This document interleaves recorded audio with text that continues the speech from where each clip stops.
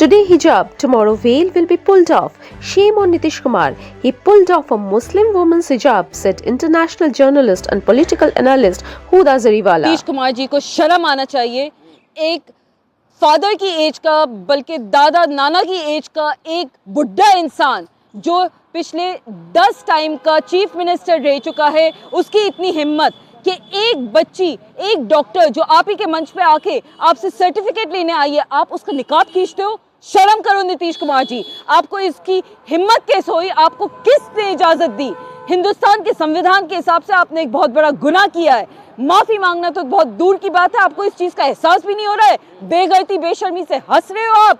आपको कोई हक नहीं, कोई अधिकार नहीं कि आप चीफ मिनिस्टर की पोजीशन पे इतनी घटिया हरकत करने के बाद अभी भी बैठे रहो।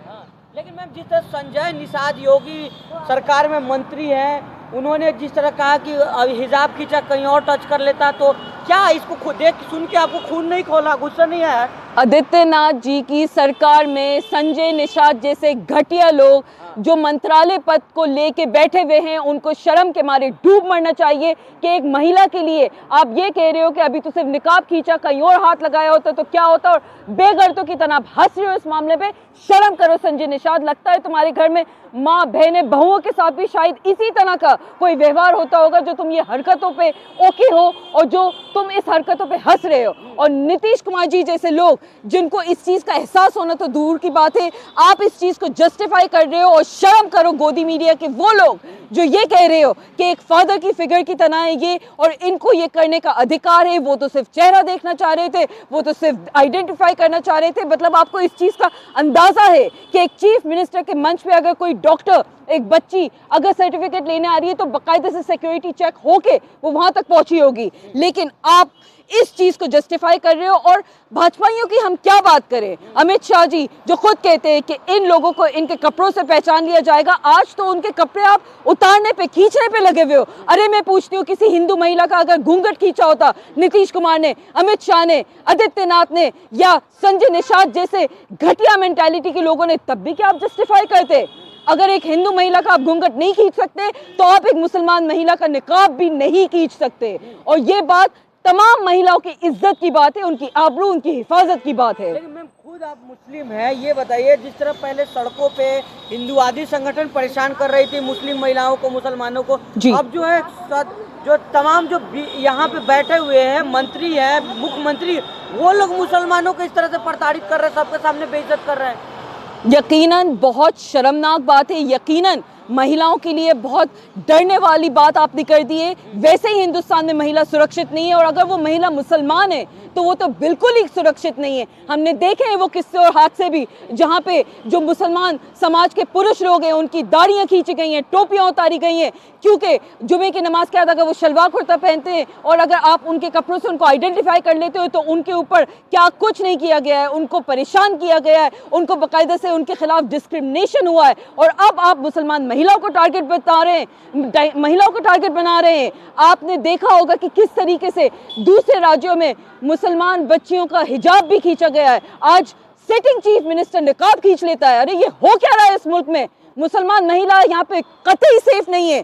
कहाँ जाएगी वो महिला? एक डॉक्टर बच्ची जो डर के घर पे बैठ गई है, अपना हॉस्पिटल नहीं ज्वाइन करना चाह रही, अपना काम पे नहीं जाना चाह रही, क्योंकि आपने उसको इतना डरा दिया। और जाहिर सी बात है, स्टेज पे अगर आप इतने धड़ल्ले से बेखौफ होकर उसका नकाब खींच रहे हो तो कल को उसकी वर्क प्लेस में उसके साथ कोई कुछ भी कर दे, उसके लिए तो कोई पूछ ही नहीं है, उसके लिए कहाँ वो जाएगी? प्रधानमंत्री का बेटी पढ़ाओ बेटी बचाओ कि मंत्री उनके कह रहे हैं कि कहीं और छू देता है, टच कर देता है, तब क्या हाल होता?